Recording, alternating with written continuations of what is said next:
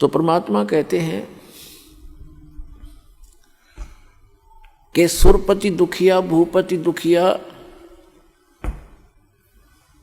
और रंग दुखी बपरीती हो, कहे कबीर और सब दुखिया, एक संत सुखी मन जीती हो। अब मन को जीतना कैसे है? जैसे दोजक भीष्ट सभीते देखे, राजपाट के रसिया, तीन लोक से तरपत नाही, ये मन भोगी खसिया। परमात्मा ने सुख संवेद में बताया है कि दोजक मीन नरक और बहिष्ठ मीन स्वर्ग। दोजक बहिष्ठ सभी ते देखे, राजपाट के रसिया। इस राज्य प्राप्ति के लिए आपने बहुत से पहले तप किए, जप किए, दान किए, यज्ञ किए,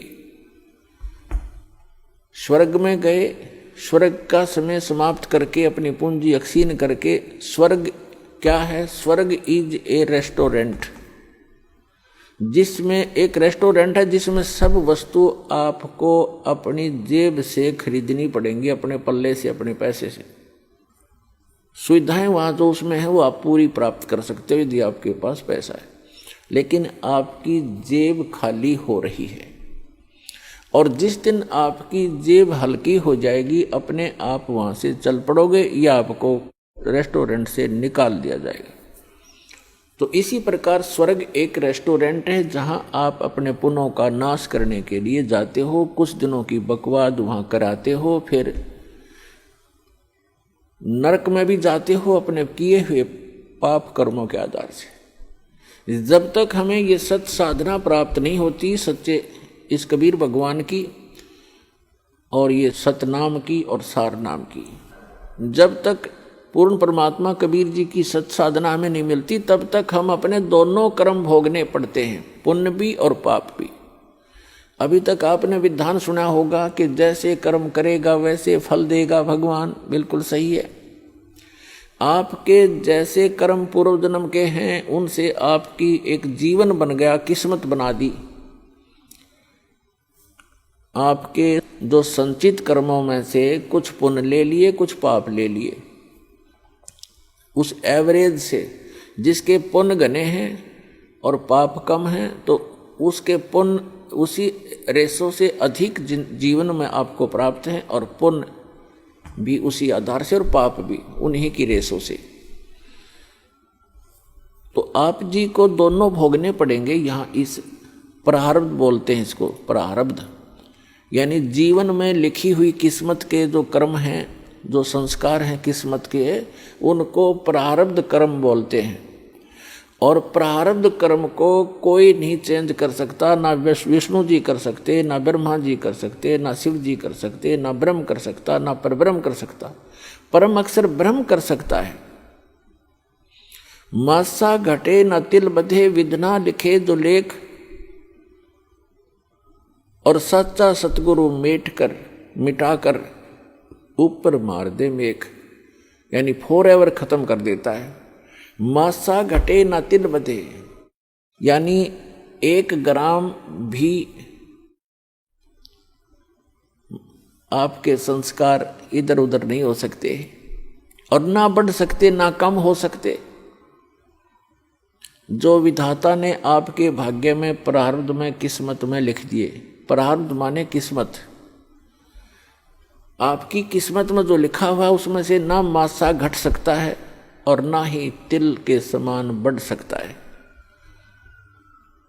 आपको दोनों भोगने पड़ेंगे जब तक आप परम अक्षर ब्रह्म, उस सत्य पुरुष अल्लाहु अकबर, उस कबीर भगवान की भक्ति नहीं करोगे। उसकी भक्ति कौन सी है? जैसे वैसे तो आप देखते हो कबीर पंथ बहुत चले हुए हैं।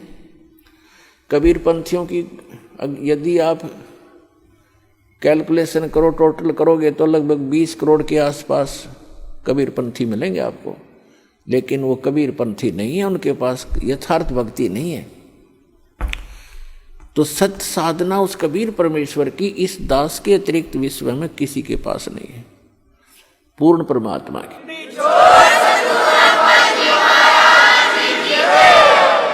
और उस सतलोक को प्राप्त करने की, जहां जाने के बाद साधक कभी दुखी नहीं होता।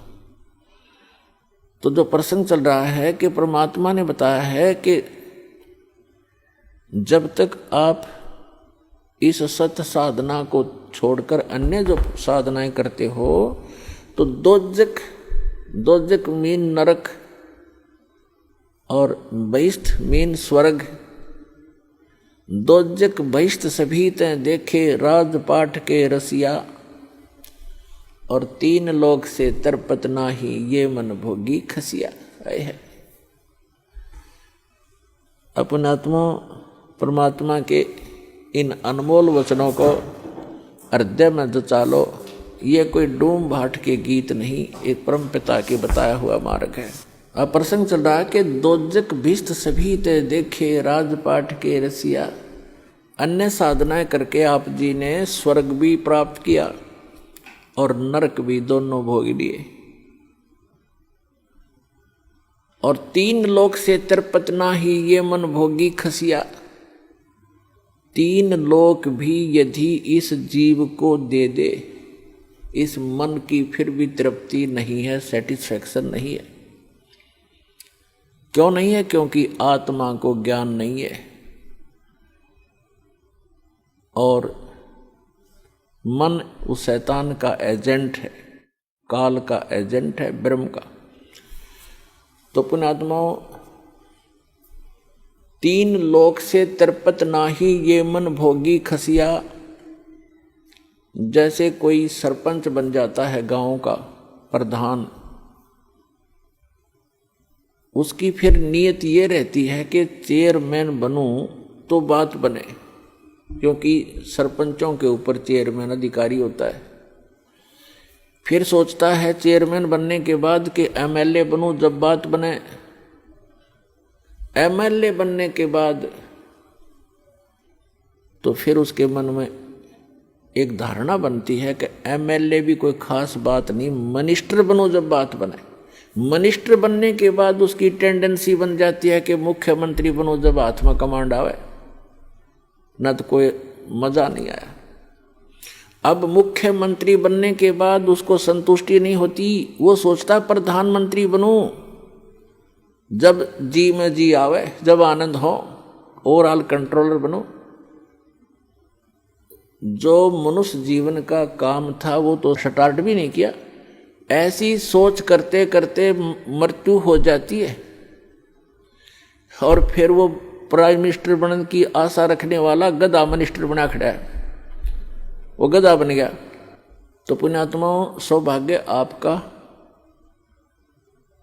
आप जी को ये वचन सुनने को मिल रहे हैं, क्योंकि ये वचन परमात्मा के बताए हुए हैं कि कबीर हरि के नाम बिना राजा रसब हो और माटी लदे कुम्हार के घास न डाले कोई। पूर्व जन्म के प्रारब्ध में, यानी पूर्व संस्कारों से बनी किस्मत, उसको प्रारब्ध कहते हैं। आपकी किस्मत में आपके पुण्य अधिक हैं तो आपको पुण्यों के आधार से परमात्मा सभी सुख सुविधाएं देता ही रहेगा।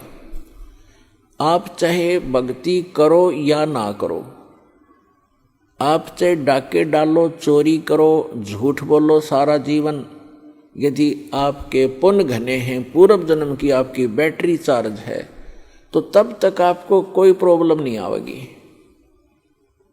और जो पुण्यात्माएं होती हैं जिनको सर्व सुख हैं, वो फिर भी कुछ ना कुछ भक्ति अवश्य करते हैं, वो रह ही नहीं सकते भक्ति किए बिना।